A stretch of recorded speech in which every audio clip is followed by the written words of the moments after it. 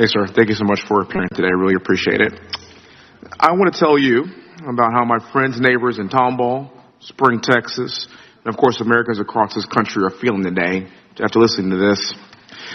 They feel that we have a two-tiered justice system in this country, and it's terrifying. So I applaud your work. I actually find you to be sincere and working on behalf of the American people, and I recognize that.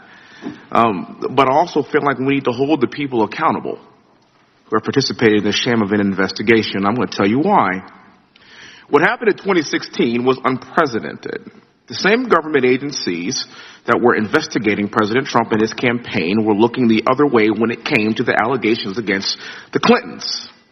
At the same time, the Clinton campaign paid for the Steele dossier. The DOJ and FBI were helping to cover up Clinton's crimes. We know this to be a fact.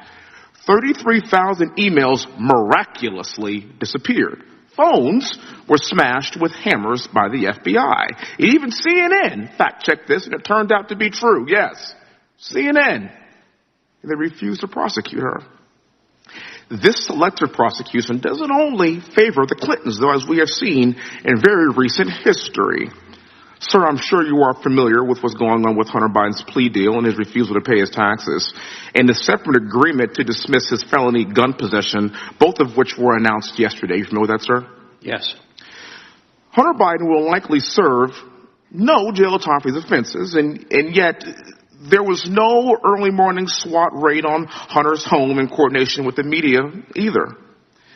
The American people are sick and tired of this two-tiered justice system, and as a black man, I'm tired of seeing this kind of discretion used to favor people like Hunter Biden because he's white and a son of a president.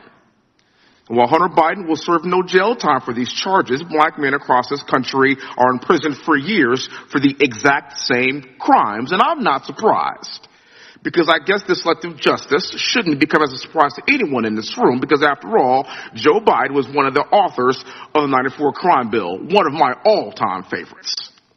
And we could see what that has done to black men across this country. But back to this report. This report concerns one of many investigations into Trump that led absolutely nowhere, wasted vast amounts of resources and time, and spread lies, rumors, and innuendos about Trump across this country. What we know is that the Clinton campaign and the DNC paid for the Steele dossier, which was used as a basis for the FISA warrants to spy on an incoming president. Correct, sir?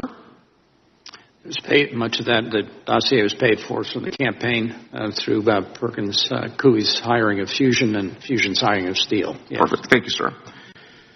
The biggest problem that I have with that is that none of the significance has been prosecuted over this sham investigation, and no one who participated in this investigation is serving any jail time today. I think we've kind of heard that resonate throughout the halls of this room today.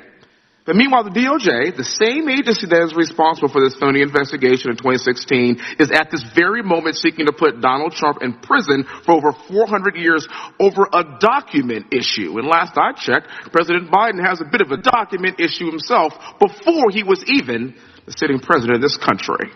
And again, it's another example of this two-tiered justice system. My colleagues on the left talk about democracy. Well, here's what I know about democracy.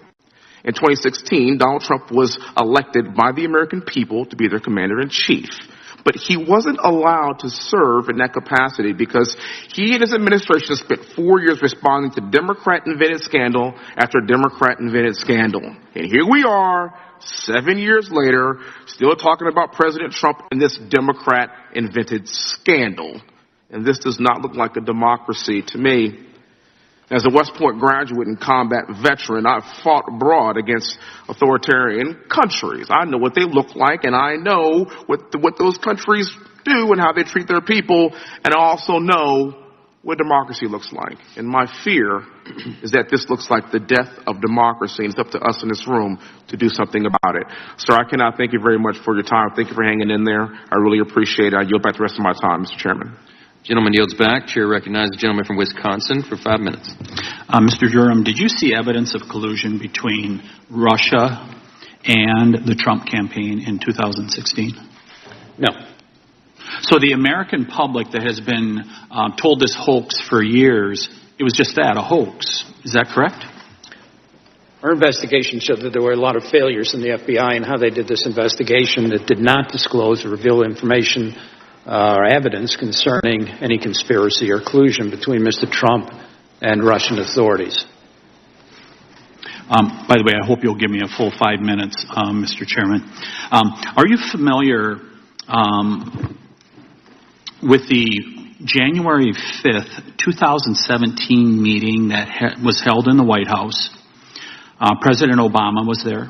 Vice President Biden was there. Susan Rice was there, and others. Are you familiar with that meeting? I know that meeting occurred.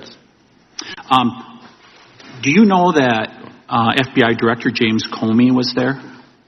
That's my understanding. Did you get access or try to get access to Director Comey's notes?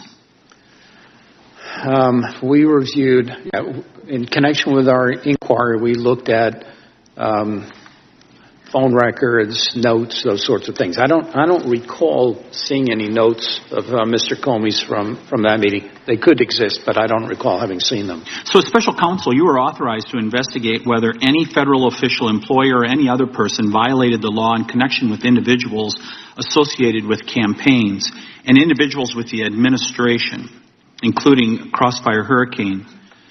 Did you think this wasn't relevant to go after these notes? I mean, think about it. January 5th, 2017, we're in the process of the transition. Weren't you inquisitive about that? Yeah, as I say, I don't know. We had sought from the FBI all such records. What I can't tell you is that there were any records. That's what I'm saying. Could you repeat that last answer? Sure. When I think as we set out in the report, the Bureau produced in excess of, I think it was 6,800,000 pages of records that were reviewed.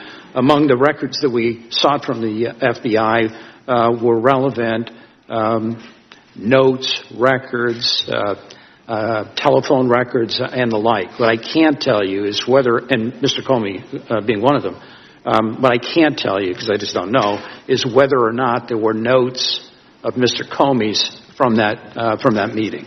Are you aware that in 2017, prior to the Department of Justice filing a motion to dismiss the case against General Flynn, they interviewed Mr. Priestap? Yes. During that interview, the Department of Justice found Mr. Priestap's notes, which suggested that the FBI was trying to entrap Mr. Flynn. Why didn't you interview Mr. Priestap?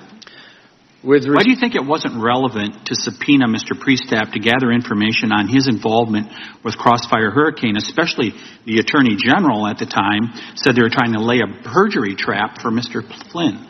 Sure. So as relates specifically to Mr. Priestap, and is reflected in the report, Mr. Priestap did agree to talk to us with regard to the Alpha Bank matter. So we interviewed him on that matter. He was not willing to talk beyond that. As previously indicated, we were disappointed with some of these decisions on the part of high-ranking members of the FBI not to cooperate as you are. But there are reasons. If you're going to subpoena somebody to the grand jury, which is one of the more powerful tools that you have, you've got to look at a number of factors to determine whether or not it's appropriate, whether it makes sense, whether it be productive. And in this case, not speaking to Mr. Priestap's situation alone, but one of the decisions was, okay, does Priestap have information that would be relevant, or it's likely to be relevant to the criminal matters, not the general inquiry into what happened in the investigation of the campaign, but the criminal matters the grand jury is looking at or not. Mr. Durham, I only have 30 seconds here. Oh, okay. Yeah, we're very disappointed also. I keep hearing this term disappointed all day long. Let's sum it up. Vice President Biden and President Obama knew about it. Hillary fabricated it, the FBI orchestrated it, and the media sold it to the public, and it's still out there. The question is, who watches the watchmen? The FBI has become a Praetorian guard here, protecting the nation's capital, but not the people of the United States of America. It is going to be up to us as Republicans, and solely us as Republicans, starting on this Judiciary Committee, to get accountability to the FBI in the United States of America.